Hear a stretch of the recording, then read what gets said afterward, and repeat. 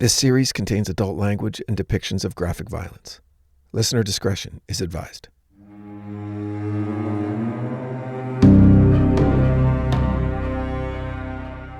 Three years ago, the story that launched this podcast series dropped and became a surprise hit. No one was more surprised than me. It was the story of Tommy Sullivan and his rapid descent into satanic oblivion that claimed the life of his mother and ultimately himself. Was he possessed by a demon? Opinions vary depending on the person you're asking. Possessed or not, there were some obvious signs that something was terribly wrong with the boy that everyone either missed or ignored. I was the same age as Tommy, lived close by, and while not in his immediate friend group, our circles overlapped, and I saw him pretty regularly, especially in the summer months when all the kids were out in the streets. It took me more than 30 years to get his story out of my head, to talk to the people who were involved, and attempt to figure out what really happened that snowy night in January all those years ago. And if I'm being honest, I didn't do a great job. I did the best I could, but when the facts run out and there are still a bunch of unanswered questions, I guess the storyteller in me takes over and I try to wrap everything up in a nice little bow. Or, in this case, a Jersey Devil origin story. Yes, the genre mashup of investigative storytelling and fictional horror storytelling pissed off the die-hard true crime fans out there. But I was new to podcasting and figured, what the hell, maybe it'll find an audience. So 3 years, 3 full seasons, and dozens of weekly episodes later, here we are. There will be a season 4 in a couple months that I'm really psyched about. And until then, I've decided to circle back to where it all started. Good old Jefferson Township, New Jersey. The reason? If you dig in just a little, you'll be amazed at what you find. Amazed, that is, when the shock and terror wear off. Welcome back to The Devil Within. You're listening to My Hometown, Part 1. So, Jefferson Township, New Jersey, my beloved hometown, the place where I made the best friends I'll ever have, met my first love, navigated the ups and downs of teenage years, and finally said goodbye to when it was my time to go. Because as much as I cherished growing up there and living by the lessons the town and her people taught me, I was also acutely aware that when he wrote, "We gotta get out while we're young," Springsteen was writing about small-town New Jersey. And I listened. What I didn't realize until years after I put New Jersey in my rear view was just how unusual a town it was, and how exceptionally above average it was in one very important metric. We'll get to that in a later episode, I promise. But for now, I wanted to recount a story of where it all began for Generation X in Jefferson Township, New Jersey. And when I say where it all began, I mean that in the very worst of ways. First, a little refresher in case it's been a minute since you all listened to Season 1.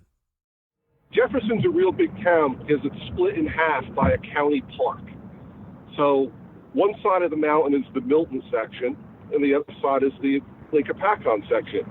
We've never interacted as kids.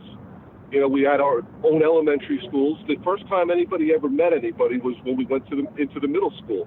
And it was just always a weird dynamic that really didn't make any sense. That was Bobby Kennedy, lifelong Jefferson resident and eyewitness to many of the events before and after the Tommy Sullivan tragedy. It helps to think of Jefferson as a township in two halves, a valley community on one side and a lake community on the other. Separating these two communities, as Bobby mentioned, is a county park called the Malin-Dickerson Reservation, a sprawling nature reserve named after former Senator, Supreme Court Justice, and Governor of the state of New Jersey, Malin Dickerson. The park covers more than 3,500 acres in the hills of North Jersey and offers campsites, 30 miles of hiking trails, fishing, bird watching, a baseball field, picnic tables, you name it. And to get from one side of Jefferson to the other requires a 15-minute drive over the hill and through this massive reserve. I grew up on the valley side of town, called Milton. The other side of town was called Lake Apacon, named after the lake, which of course is a nod to the rich Native American history of the region. The valley side was more secluded. One stoplight, a few bars, maybe 2 restaurants, 1 supermarket, a video store, a Chinese restaurant, 3 delis, and 1 gas station. The Lake Apacon side had a freeway that connected to Route 80 that took you straight to New York City, so naturally they were a bit more built up. They had a Burger King and a strip bar, a big Pathmark, an awesome diner, plus the lake, which was busy year-round, especially in the summer with the vacation crowds that didn't want to drive down the shore. As Bobby also mentioned, as kids, we didn't interact with our crosstown counterparts until middle school. So there was this entire universe of peers that existed only in our imaginations until we hit 6th grade. I remember conversations like, well, the girls are prettier on the other side of town. Not true. Or, the kids over there are a lot tougher than we are. That one was very true, still is. But even though we didn't know them, and in that void, we built up all sorts of imaginings, when one of them died, we still felt it. One of the big local attractions every summer was the fair at Lakeside Field, just across Route 15 from the Pathmark. It was sponsored by the local rescue squad, and the proceeds went to support the largely volunteer corps of paramedics, ambulance drivers, and administrators who served as members of Jefferson's first responders. And every year, the fair served as a midsummer destination for the whole family, and it spanned 3 days and saw thousands of visitors. One of those busy nights at the fair took place on Tuesday, July 24th, 1984. 11-year-old Dawn Keimel, along with her 2 teenage older brothers, was dropped off at the fair by her parents to join up with some friends. She had money for a hot dog and a Coke, maybe a funnel cake, with enough left over to go on some rides and play some games. This was a big summer for Dawn and her friends. No more elementary school. It was about to get real. Junior high was just 6 weeks away. She was nervous about meeting all those new kids from the Milton side. She heard they were weird and mean. And she wasn't wrong.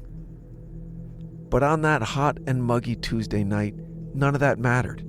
She was having fun with her friends and didn't have a care in the world. What happened next is difficult to piece together because despite being surrounded by a crowd of people, she might just as well have been alone. The only halfway decent account that police were given was a brief encounter Dawn had with her brother as the fair was coming to a close at around 11 p.m. Dawn found one of her older brothers and told him that she'd been in a fight. A girl that she'd been having problems with confronted her and punches were thrown. Dawn said she was fine, but that she'd been punched in the face and didn't want to talk about it. Then, and this is the important part, she told her brother that she was spending the night at her friend's house and to tell their mother not to worry. Dawn's brothers walked across the street to the Pathmark for some snacks just as a neighbor pulled up to offer Dawn a ride home. Dawn refused the ride and the neighbor pulled off as her brothers were walking away. When the brothers got back, the fair was closed and everyone, including their little sister, were gone. So since Dawn declined the ride home from the neighbor, the only person who would see Dawn Keimel alive again would be a passing witness in a car and her killer.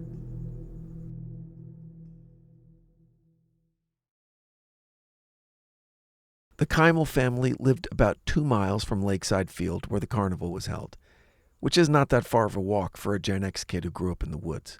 And it appears that's what she decided to do, walk home, apparently alone. I say apparently because no witnesses ever came forward to explain what happened to Dawn. So if she was walking with friends, they parted ways somewhere along the way. When Dawn didn't arrive home by 11:30, and none of her friends or her friends' parents knew where she was, Dawn's parents wasted no time and called the police. Dawn Keimel was officially listed as missing just before midnight on July 24th.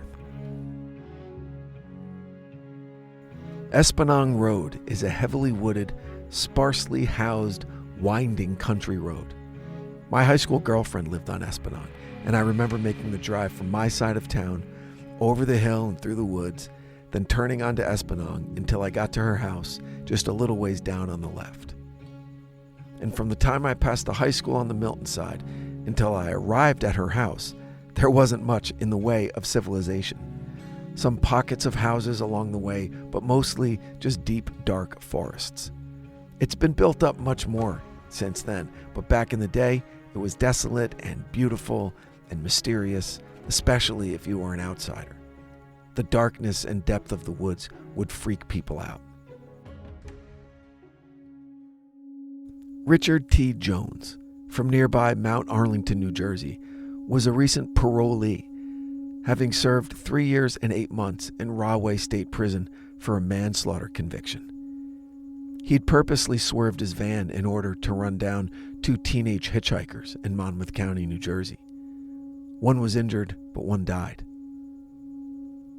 Now a free man, Mr. Jones was working for a moving company and living at a campsite in the Malin-Dickerson Reservation in Jefferson Township. An African-American male, 6 feet tall and 235 pounds with an afro. Well, to put it bluntly, he stood out in the 90% plus white Jefferson Township. Not to say that he was treated in a racist manner, not that we know about, but Richard Jones was aware of the demographics of the area. The free campsite, though, was close to his place of employment and was allowing him to save some money. At 5:30 p.m. on July 25th, a young girl of 7 was playing in her yard along a lovely wooded stretch of Espanong Road. As the driveway approached the road, it became heavy with bushes and plantings, a natural barrier from the passing traffic. As the little girl explored her yard, she made a gruesome discovery in those bushes: the body of Dawn Keimel. By noon that day, the police had determined that Dawn had been attacked while walking home after leaving the carnival. The cause of death was blunt force trauma to the side of her head and strangulation. The state of her clothing when she was found also indicated that she had been sexually assaulted. Earlier on the evening of the 24th, at approximately 11:15 p.m., just 15 minutes after the fair ended, a passing motorist had noticed a young girl matching the description of Dawn Keimel walking along Espanong Road in the area where her body would later be found. That same motorist then witnessed, just a few hundred yards down the road, a, quote, black man built like a football player leaning against a beige-colored car. There had been an accident report filed from earlier in the evening. A man named Richard Jones had been involved in a single-car accident. He had veered off Espanong Road and ended up partially in the woods. His car was listed as beige in color, and Mr. Jones was indeed a powerfully built African-American male. With these facts, local law enforcement located Mr. Jones the following day, July 25th, and drove him to police headquarters to talk about the previous evening's events. According to the police, Mr. Jones was read his Miranda rights, but according to Mr. Jones, he most certainly was not. The subsequent hundreds of pages produced by multiple court proceedings state that Mr. Jones, over the course of a 9-hour interrogation, asked for an attorney to be present several dozen times and was refused, and the interrogation was allowed to continue. Finally, Mr. Jones, who wasn't restrained at all, no handcuffs, no nothing, he simply stood up and announced, "I'm going to be leaving now." The detectives and police officers didn't take him seriously, but they fucking should have. In the next few seconds, Richard Jones stood up and exploded across a distance of less than 5 yards toward a narrow, 8-foot tall by 3-foot wide plate glass window consisting of 2 panes of glass, each more than a half-inch thick. Jones went through the window as if it wasn't there and sprinted off into the woods. What the local police knew was that those woods that Jefferson Township was nestled into covered more than 30 square miles, stretching into New York State to the north, Pennsylvania to the west, and the Hudson River in the footlights of Manhattan to the east. In other words, Mr. Jones was gone. It would be weeks before he turned up in Asbury Park, a once thriving boardwalk town along the Jersey Shore. Jones was convinced by his mother and girlfriend to turn himself in and to do it with the press watching at the headquarters of a popular South Jersey newspaper. What followed would be 6 years of torment for the Keimel family, a hard lesson in the ways of the law for those seeking justice, and a big black eye for the Jefferson Police Department. The exclusionary rule has been a thorn in the side of prosecutors here in the United States for decades. In simple terms, the exclusionary rule prohibits prosecutors from using evidence that was obtained in violation of a suspect's constitutional rights, and for very good reason. As Rutgers University law professor Frank Askin puts it, quote, "Once upon a time, people were put on the rack and forced to confess.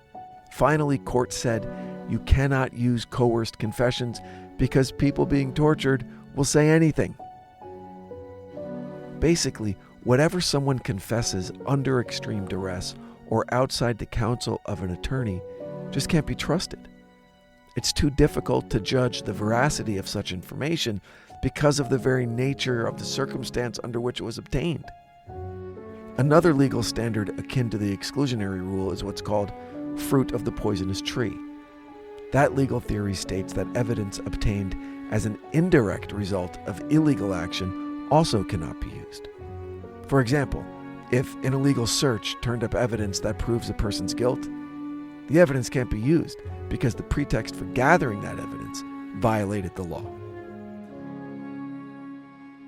Since a judge determined that Richard Jones was denied his constitutional rights by the Jefferson Township Police Department, namely, he was denied his right to counsel despite requesting a lawyer several times, none of what he told police that night was admissible in court. Also, his escape and flight from detention was also not allowed to be used against him. This case meandered its way through the New Jersey legal system for more than 6 years, all the way to the state Supreme Court, until finally, with the prosecution's case completely stripped of nearly all the evidence they would need to successfully prosecute Jones, the state decided to offer a plea deal to the man they knew had murdered Don Keimel. It was the best they could hope for. They were very likely to lose a trial with the emasculated case they now had, and everyone, including the Keimel family, was desperate for closure. They offered Richard Jones a plea of manslaughter that carried a sentence of 10 years in state prison. The offer was accepted, and given that he had been imprisoned the 6 years he'd been awaiting trial, and that the plea offer included credit for time served, he was eligible for parole the moment he signed the deal. The county prosecutor lost his job over this. Several cops were disciplined and demoted. But obviously, the biggest tragedy here was that the Keimel family lost a daughter. The Keimels would move out of Jefferson, understandably. And Richard Jones wouldn't get paroled right away, but he eventually got out. And as far as I can tell, has kept out of trouble these last 35 years. Who knows? Maybe he changed his name. Maybe he straightened out. Maybe he died in another prison in another place. Oof. We can only hope, right? Thanks for listening. More from my hometown in the next episode. Make sure you're following The Devil Within wherever you get your podcasts. You could also check out our socials at The Devil Within Pod on Instagram, Facebook, and YouTube. Until next time, stay safe out there.